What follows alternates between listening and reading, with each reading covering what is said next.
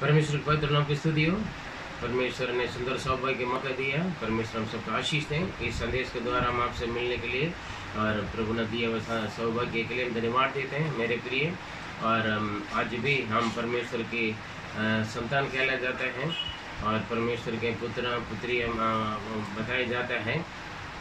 हमारे जीवन में कभी कभी दुख तकलीफ आते हैं, परेशानी आते हैं। उस वक्त हम सोचते हैं ऐसे क्यों आते हैं मेरे प्रिय। केवल हमारे जीवन में नहीं, और हमसे पहले भी जो प्रभु यीशु मसीह के लिए जो जिनको परमेश्वर ने चुना उनके जीवन में भी दुख तकलीफ परेशानी आए।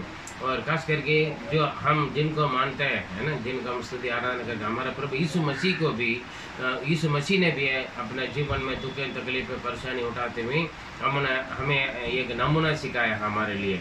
और इन बातों के बारे में हम सीखेंगे। और प्रार्थना के साथ वचनों को सुन लीजिए। और वचन को अगर आप पहले बार सुन रहे थे इस संदेश को आप सब्सक्राइब कर लीजिए, और उसका बेल बटन आएगा, उसके बेल बटन दबा दीजिए, ताकि इससे पहले भी जो आने वाले समय पर भी जितने भी हमारा वीडियो अपलोड होते हैं वो सब कुछ आप देख सकते हैं, सुन सकते हैं। और औरों को भी आप शेयर कर लीजिए, ताकि परमेश्वर का वचन हर एक के पास ज़्यादा से ज़्यादा लोगों के पास पहुँचे। परमेश्वर आपको आशीष। आइए हम इब्रानियों 12 उसका 1 से 3 तक पढ़ेंगे।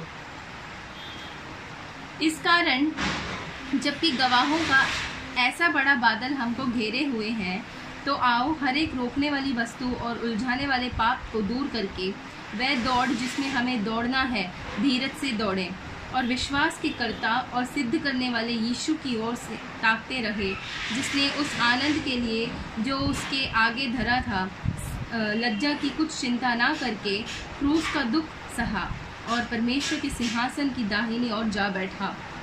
इसलिए उस पर ध्यान करो जिसने अपने विरोध में पापियों का इतना विरोध सह लिया कि तुम निराश होकर साहस न छोड़ो। हमारे सामने मेरे प्रिय यहाँ पर कुछ बात है, इसलिए उन पर ध्यान करो या स्मरण करो। हमें स्मरण करने के लिए या हम उनको ओर देखकर उन्हीं को स्मरण करते हैं या उनके याद करते हैं, हम आगे बढ़ने के लिए हमारे लिए एक ही रोल मॉडल है जो हमारा प्रभु यीशु मसीह है। और यीशु मसीह की ओर हम ध्यान दें, यीशु मसीह की ओर हम थाकें, यीशु मसीह की ओर हम अपने नज़र रखते हुए हम आगे बढ़ें। देखिए वहाँ पर बहुत अच्छी तरह लिखा है, उन्होंने जो उनके सामने रखा हुआ आनंद के कारण, वो कौन सा आनंद है? पिता की सिंहासन के दाहिने ओर बैठने का। मेरे प्रिय हरेक विश्वासी को जब परमेश्वर चुनते हैं और अपना संतान बनाते हैं, उनके सामने कुछ बातें जो आशीष की बातें रखा है। और हरेक विश्वासी के लिए ये संसार में दुख तकलीफें परेशानियां समस्याएं होता है, और उस दौड़ का हम पूरा करना है। इसलिए दौड़ का शुरू करने वाला भी, उसको समाप्त पूरा करने वाला भी, सिद्ध करने वाला भी प्रभु यीशु मसीह, क्योंकि उन्होंने अच्छा दौड़ दौड़ा, अच्छी शुरुआत किया और अच्छी समाप्त भी किया। बीच में बहुत सारे दुख तकलीफ केवल हमारे लिए नहीं, पुराना नियम से भी और नया नियम में भी हम देखेंगे तो बहुत सारे प्रभु का भक्त लोग जो परमेश्वर पर विश्वास करते हैं, जो प्रभु के लिए सब कुछ छोड़कर और प्रभु के पीछे आए हुए लोगों के जीवन में भी बहुत सारे दुख तकलीफ, निंदा, बदनाम और बहुत सारे कष्ट लोग उठाया हम वो देखने जा रहे हैं। इसलिए और कभी कभी हम सोचते हैं हम तो सब कुछ छोड़कर प्रभु के पीछे आया, यीशु को अपनाया, हमारे जीवन में दुख क्यों, परेशानी क्यों, बीमार क्यों, तकलीफ क्यों?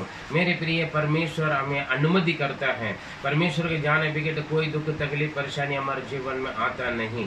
और ये हमारे सामने भी एक आनंद की बात रखा है, वो आपको मालूम होगा।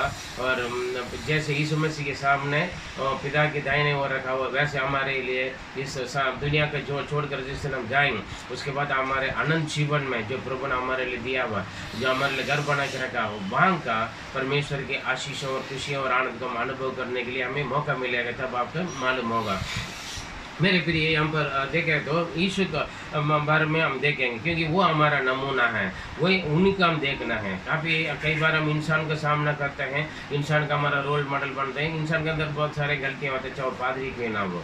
और लेकिन परमेश्वर हमारे लिए बहुत अच्छा नमूना है, प्रभु यीशु मसीह। उन्होंने हमारे सामने रखा हुआ उस आनंद के कारण, जो परमेश्वर के सिंहासन की दाहिने ओर बैठने का उस आनंद के कारण उन्होंने दुख क्रूस पर कितना दुख तकलीफ, निंदा, बदनाम, ठट्टा, मजाक, है ना, थूक और मार पीट सब कुछ किया है, लेकिन उन्होंने कुछ नहीं किया, बोला ना धमकाया किसी को, और उन्होंने पूरा उस आनंद के सामने इस दुख कोई बड़ी बात नहीं है ना।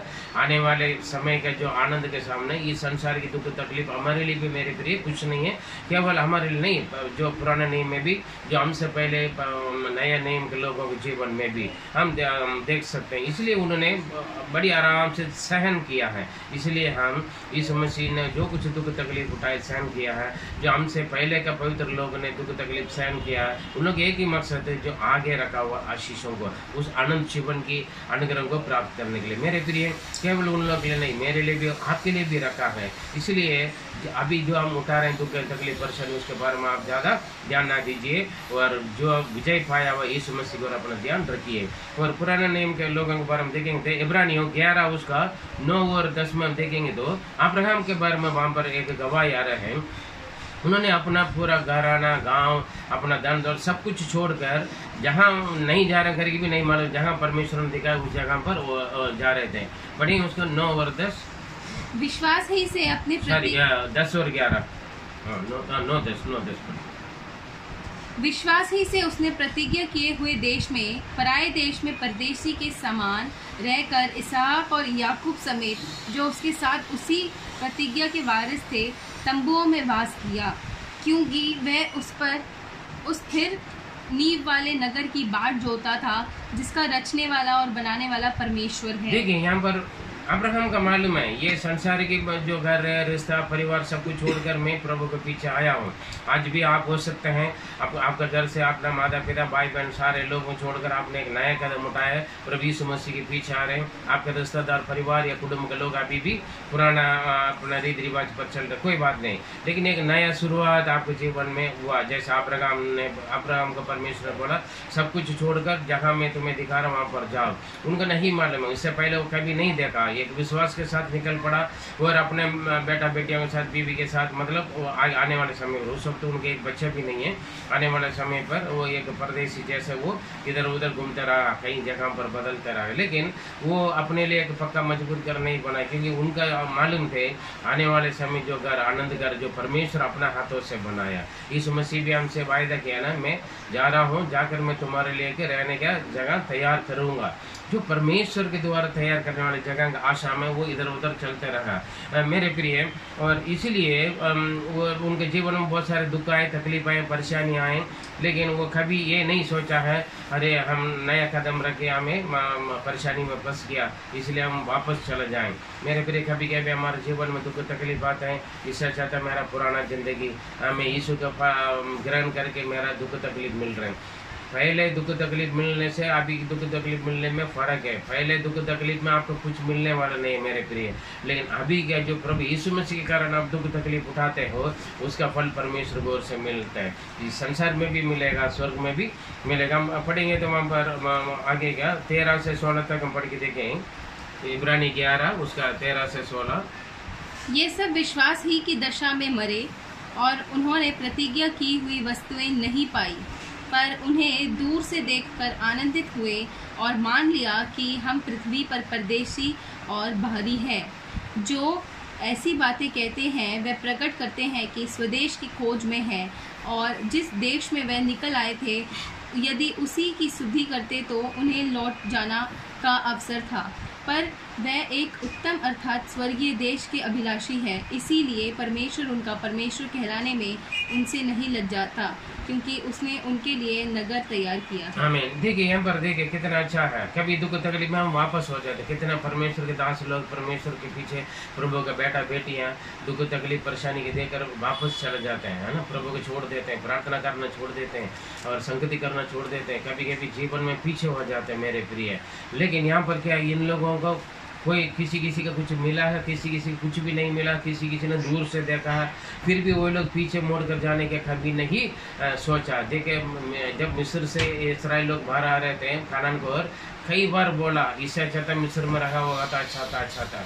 मेरे प्रिय, क्या आप भी ऐसे सोच रहे हैं मैं यीशु में आने के बाद तो बहुत ज़्यादा दुख तकलीफ परेशानी उठा रहा हूँ, इससे अच्छा था जिस चीज़ को, जिस आदत रीति रिवाज को मैंने छोड़ कर आया, ऐसे सोच रहे तो मेरे प्रिय गलत हैं।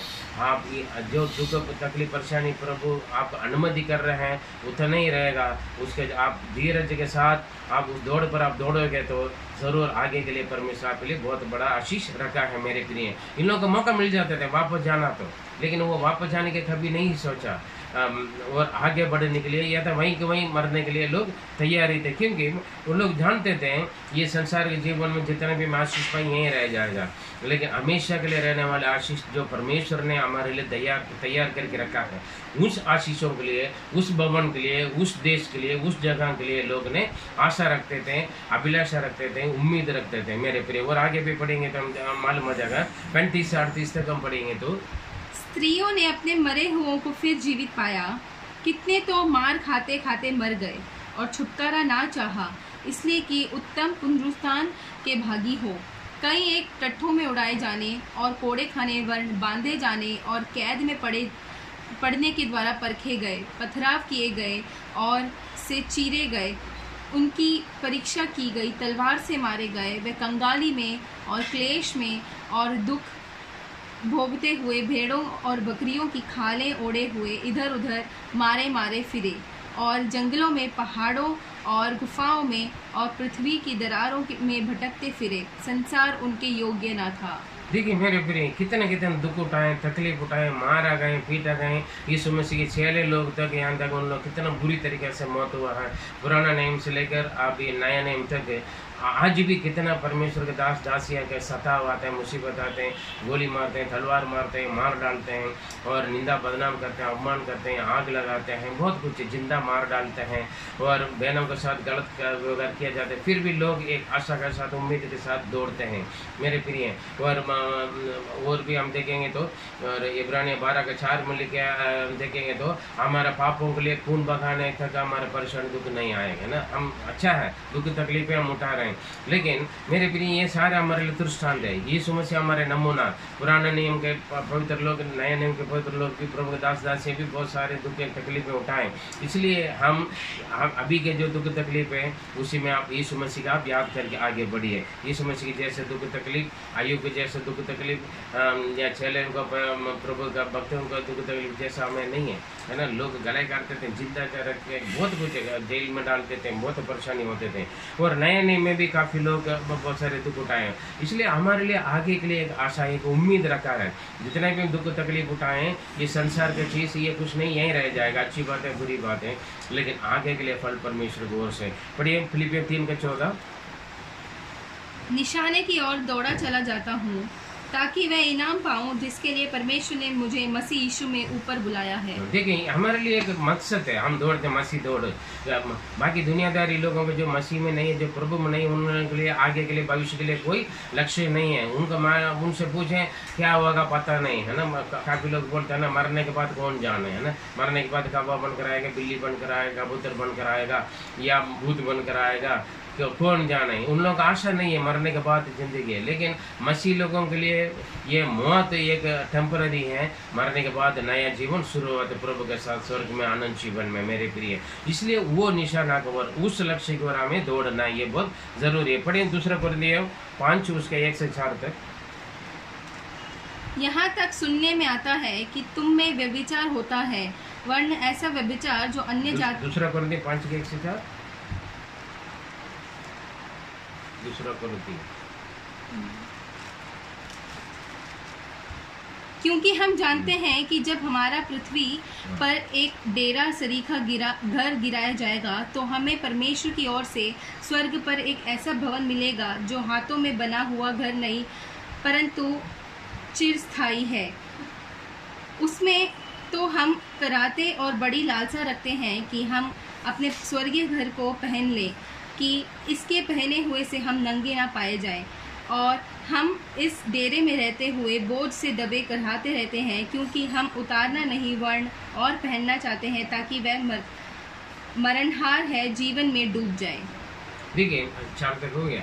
यहाँ पर देखिए ये हमारा घर यहाँ का ना टेम्परेरी है, टेम्परेरी पक्का नहीं है। जितना भी आप पक्का मकान बनाए, कितना भी मंजिल के बनाए, कितना भी नींव नीचे डालकर बनाए, एक दिन ये सारे नष्ट के लिए रखा है। लेकिन जो हम अपने हाथों से नहीं बनाया, परमेश्वर के द्वारा बनाए गए घर हमारे लानत जीवन में रखा है। इस संसार में हम बहुत कुछ दुख उठा रहे हैं, परेशानी उठा रहे हैं, बोझ उठाते हैं, परिश्रम करते हैं, मेहनत करते हैं, आंसू बहाते हैं, सताए जाते हैं, निंदा बदनाम किया जाते हैं। लेकिन मेरे प्रिय, सबका फल खुशी और आनंद आने वाले समय पर, आने वाले जीवन में प्रभु हमें देगा। इसलिए इस बातों को सोचकर स्मरण करके हम आगे बढ़ते जाएं, पीछे कभी ना मोड़ कर देखें। क्योंकि लूका 9 का 62 में लिखा है 9:62 में, जो यीशु ने उससे कहा, जो कोई अपना हाथ हल पर रखकर पीछे देखता है वह परमेश्वर के राज्य के योग्य नहीं। जो हल पर हाथ रख के पीछे मोड़ के देखता तो परमेश्वर का राज्य का लायक नहीं है, वारिस नहीं है। हल पे रख के पीछे मोड़ने का मतलब क्या है? जब हम मेहनत करते हैं, आगे दौड़ रहे हैं, आगे दौड़ने के बाद तो कोई भी बंदा पीछे मोड़ के देखेगा तो क्या करेगा? हार जाएगा, है ना। दौड़ने वाला भी पीछे देखे जाएगा तो है ना, आगे जाकर कहीं टकराएगा, गिरेगा या गिर जाएगा, वो हार जाएगा मेरे प्रिय। और परमेश्वर के राह पर कदम रखने के बाद पीछे मोड़कर संसार की ओर, पीछे मोड़ना मतलब संसार की इच्छा अभिलाषा को मोड़कर ना देखें, आगे पवित्रता की ओर देखते रहें, आगे आपके लिए रखा हुआ उस आशीषों को, अनंत जीवन को, मुकुटों को, परमेश्वर को के अनुग्रह को प्राप्त करने के लिए आप दौड़ते रहिए। क्योंकि उस कोने पर परमेश्वर खड़े रहे। जिस दिन आप जीवन को दौड़ पूरा करोगे, वहाँ पर परमेश्वर को आप इनाम पाओगे। और लिखा, और यीशु ने एक चेतावनी दिया में, उसी के लूका 17 का 32। इसलिए हम पीछे मोड़ कर ना देखें। लूका 17 का लूत की पत्नी को स्मरण रखो। लूत को पत्नी के स्मरण करो। देखिए, पहले हम इब्रानी में देखा, यीशु मसीह के याद करो, स्मरण करो, उनके ओर ध्यान दो।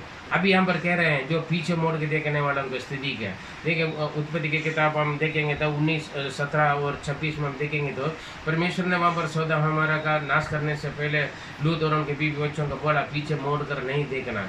लेकिन वहाँ पर लूत के बीवी क्या हो गया, पीछे मोड़ के देखा, वो नमक का खंभा बन गए। हम पढ़ गएंगे तो और 17 और 26। ऐसा हुआ कि जब उन्होंने उनको बाहर निकाला तब कहा, अपना प्राण लेकर भाग जा, पीछे की ओर ना ताकना और तराई भर में ना ठहरना, उस पहाड़ पर भाग जाना, नहीं तो तू भी भस्म हो जाएगा। 26। लूत की पत्नी ने जो उसके पीछे थी दृष्टि फेर के पीछे की ओर देखा और वह नमक का खंभा बन गई। देखिए, पीछे मुड़ के देखने मतलब पुराने हमारे आदत, स्वभाव, चाल चलन, धन दौलत, मकान, जीवन, उन चीज़ों का पीछे मोड़ कर ना देखें। कभी काफ़ी लोग आगे जाते हैं फिर भी पीछे का वो याद करते रहते हैं। मेरे प्रिय, वो पाप है, वो नष्ट होने वाला है। नया जीवन में प्रभु ने एक नया सृष्टि आपको बनाया तो, और आपके सोच विचार में आपकी मकसद, आपके लक्ष्य केवल परमेश्वर की ओर करे हैं, ताकि आप परमेश्वर की ओर से आशीष पाएं। पीछे मोड़ेंगे तो परमेश्वर के राज्य के लिए वो लायक नहीं। मेरे प्रिय, हल में हाथ रखने के बाद पीछे ना मोड़ कर देखें। इसलिए हम ईश्वर को और हम नजर रखेंगे तो हम गिरेंगे नहीं, दाएं बाएं मोड़ेंगे नहीं। और शैतान कितना भी पीछे से हम आवाज दें और हमारे कान में नहीं आएगा। हम हमारे एक ही लक्ष्य, एक ही मकसद है, मैं ईश्वर को, और जिस मकसद के लिए मैं चुन लिया गया है, जिस मकसद के लिए मैं बुलाया गया है, उस मकसद को और मैं आगे बढ़ूंगा। केवल विजय पाने का सोच में, विचार में हम दौड़ना है, तब जाकर हम विजय पा सकते हैं। मेरे प्रिय, इसलिए दुखे, संसार के दुखे, तकलीफें, परेशानी, समस्या के बारे में आप ना सोचें, परेशानी का ना देखें, समस्या का ना देखें, सता मुसीबत का ना देखिए, आगे के जो आपके लिए रखा वो आशीषों को देखें और आप यीशु की ओर अपना दृष्टि उठाइए। वो आपको हिम्मत देगा, शक्ति देगा, सामर्थ देगा। जिस परेशानी में दौड़ रहे हैं उसमें से आप विजय पाओगे। ये परमेश्वर आपको सफलता के ओर लेकर चलेगा। आइए हम प्रार्थना करें। पवित्र पिता, हम धन्यवाद देते हैं और आज के संदेश के लिए हम धन्यवाद देते हैं।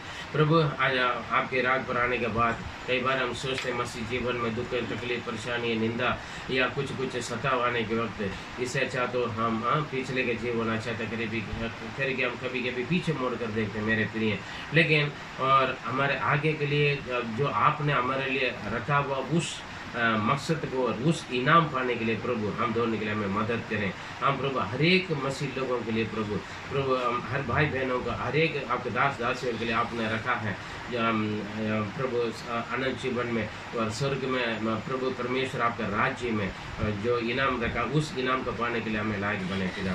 कभी भी हम ये सोचकर हम निराश ना हो उदास ना हो प्रभु, या कभी हम रुकना ना पाए पिता, और हम कभी न अटकें प्रभु, हम आगे दौड़ते रहे ना पीछे ना मोड़ कर देखें। पीछे मोड़ने से कोई फायदा नहीं प्रभु, पवित्र खुदा हम आगे की ओर दौड़ें, क्योंकि ये संसार का दुख तकलीफ और परेशानियाँ या खुशी और आनंद सब एक दिन खत्म हो जाएगा, समाप्त हो जाएगा, लेकिन हमेशा के लिए ठहरने वाले एक असली खुशी और आनंद आपके साथ है, आपकी उपस्थिति में, आपके राज्य में पिता। उस आशा की ओर हम आगे बढ़ने के लिए मदद करें। हमेशा हम हमारा दृष्टि में प्रभु यीशु मसीह आपके रखे हम दौड़ने के लिए मदद करें। प्रार्थना सुना धन्यवाद देते हैं। दुआ प्यारे प्रभु यीशु मसीह की मदद नाम से जीवित परमेश्वर आमीन। मेरे प्रिय, जो भी तकलीफ जो भी परेशानियाँ सताओ, आप पीछे मोड़ कर ना देखें, आगे के लिए देखें, यीशु की ओर अपना दृष्टि उठाइए। परमेश्वर ज़रूर आपको सफलता का जीवन, विजयता का जीवन देगा। God bless you.